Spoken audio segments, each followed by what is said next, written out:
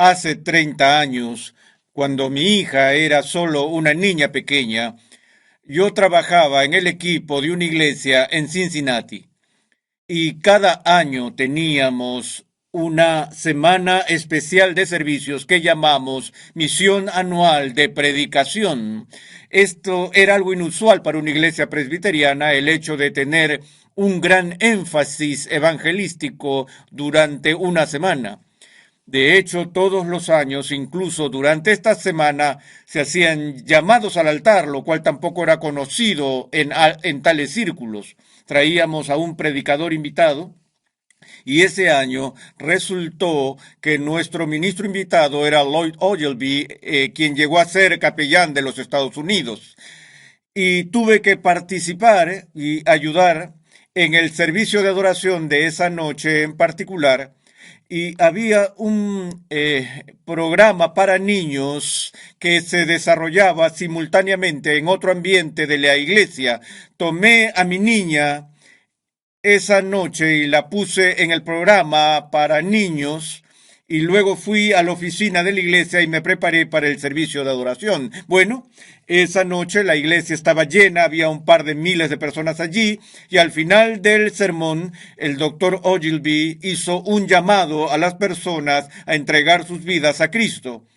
Estaba parado afuera y vi a estas personas que venían por los pasillos hacia el frente de la iglesia. Y para mi total asombro, entre todos ellos se encontraba mi pequeña hija. Y pensé, oh no, es demasiado joven para involucrarse en este tipo de cosas porque no es posible que ella pueda entender de qué se trata todo esto.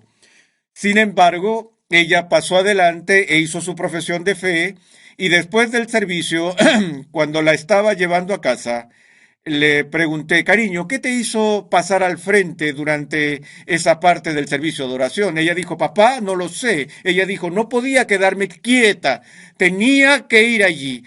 Era como si algo me estuviera tirando y atrayéndome y tenía que ir. Y dije, bueno, ¿cómo te sientes ahora? Y ella dice, oh papá, dice, me siento tan limpia. Ella me dijo, me siento como un bebé recién nacido.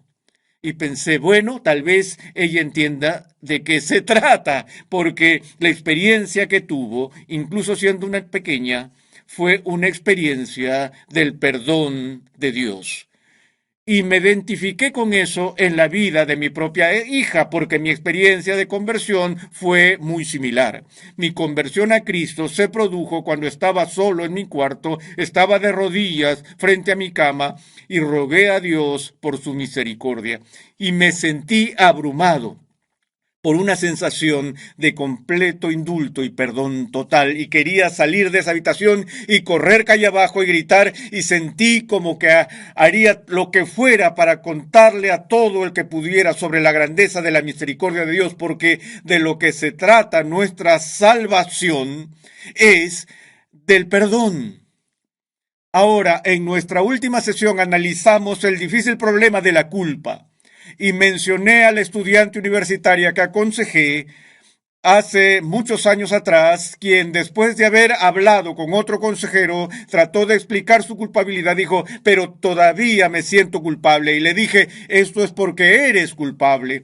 Y la única respuesta que conozco a la culpa real es el perdón real.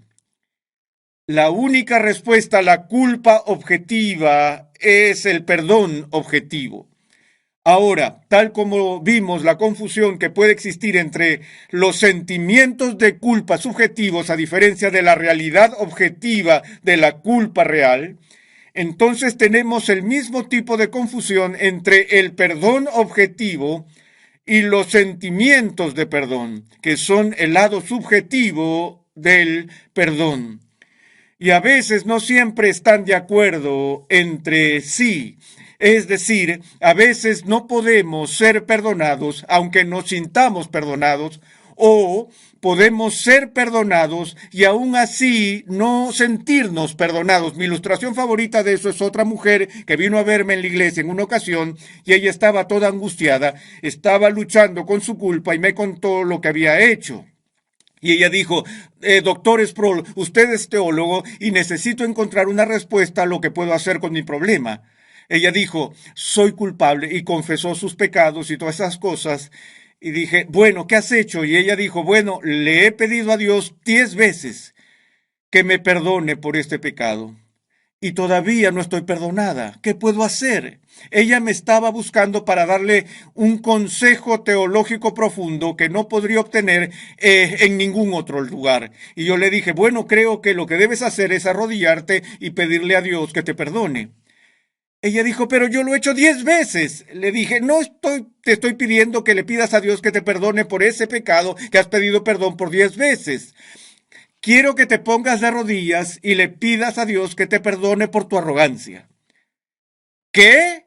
Preguntó. Estaba enojada y dijo, ¿arrogancia? ¿Qué arrogancia? Ella dijo, he sido el modelo de humildad. He estado de bruces ante Dios día y noche, suplicándole que me perdone por este pecado. Le dije, ¿y cuántas veces lo has hecho? Y ella dijo, 10 veces. Añadí, ¿y qué es lo que dice Dios?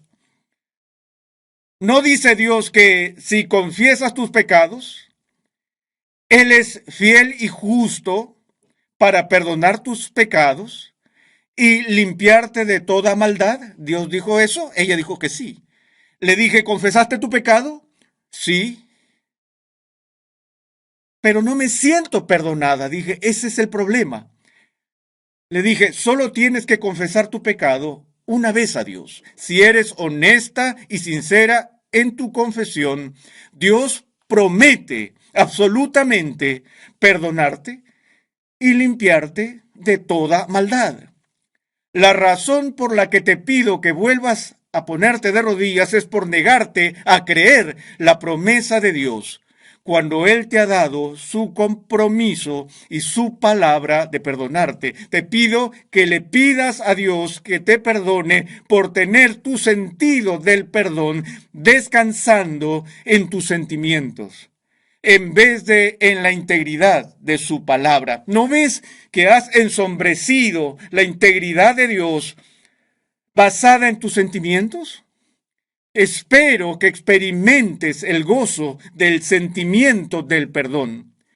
Pero el estado real del perdón realmente no tiene nada que ver con cómo te sientes al respecto. Al igual que ante la ley de Dios, o eres culpable o no eres culpable. Entonces, en términos de la presencia de Dios, o tú eres perdonado o tú no eres perdonado. Por lo tanto, debemos superar la confusión y llegar a comprender cómo es el perdón real y auténtico. Ahora, por lo general, no dependo de mecanismos ingeniosos de aliteración para bosquejar o estructurar mis discursos o mis mensajes. Algunas personas son muy buenas en eso. Normalmente no lo practico. Pero hoy voy a salirme de mi procedimiento normal y dar las 5 R del perdón. ¿Han oído hablar de las 3 Bs, bueno, bonito y barato? En este caso son Rs. Les voy a dar las 5 Rs que tienen que ver con el perdón. Todas tienen fuerte el sonido R. Los mencionaré primero y luego los veremos en serio. La primera R es arrepentimiento.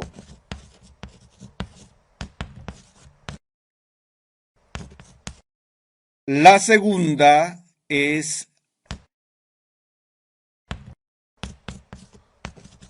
remisión. La tercera es restitución. La cuarta es reconciliación. Y la quinta es restauración. Las 5 con sonido R: arrepentimiento, remisión, restitución, reconciliación y restauración. Todos estos son aspectos o partes íntimas del perdón real.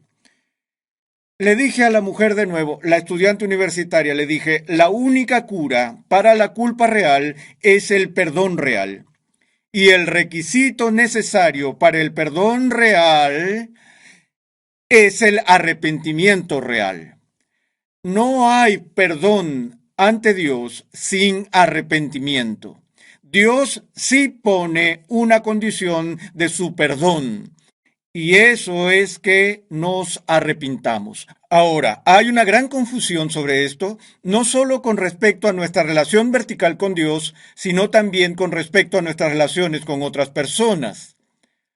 De alguna manera, la idea ha penetrado en la comunidad cristiana de que siempre es deber del cristiano, en cada situación de la vida, otorgar perdón a quienes pecan contra nosotros, de manera unilateral e inmediata, ya sea que la gente se arrepienta de sus pecados o no, que simplemente no se nos permite negar el perdón a las personas. No sé de dónde saca la gente eso del Nuevo Testamento, excepto que nuestro Señor en ciertas ocasiones oró unilateralmente por el perdón de sus enemigos sin que se arrepintieran, y antes de que se arrepintieran, incluso en la cruz dijo: Padre, perdónalos porque no saben lo que ellos hacen.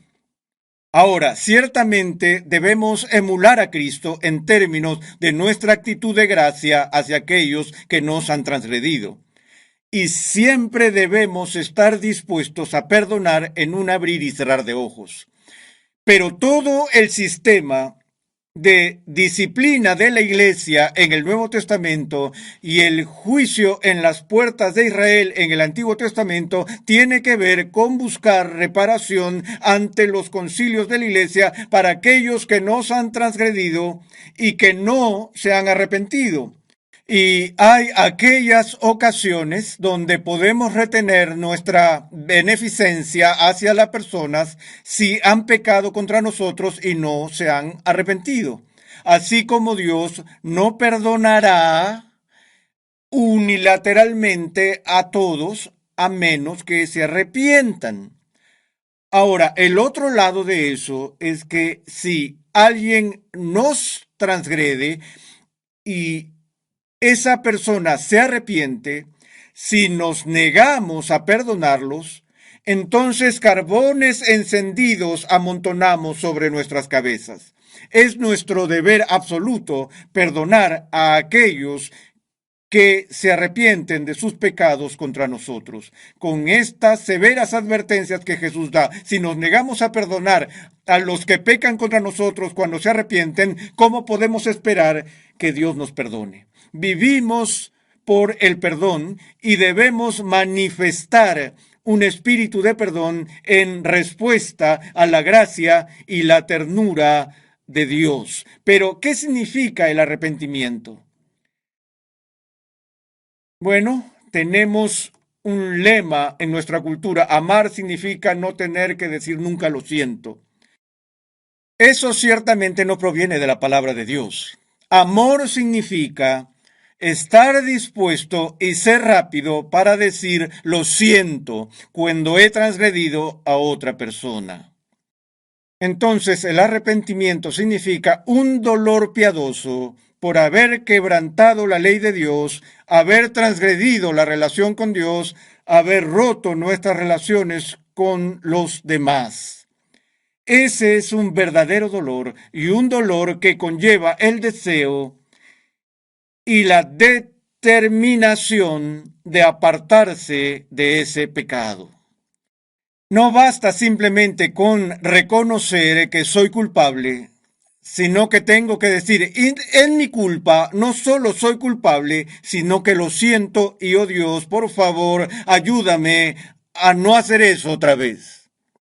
Ahora, obviamente, Jesús nos dijo que si tu hermano peca contra ti 7 veces 70 y se arrepiente 7 veces 70, ¿qué se supone que debes hacer?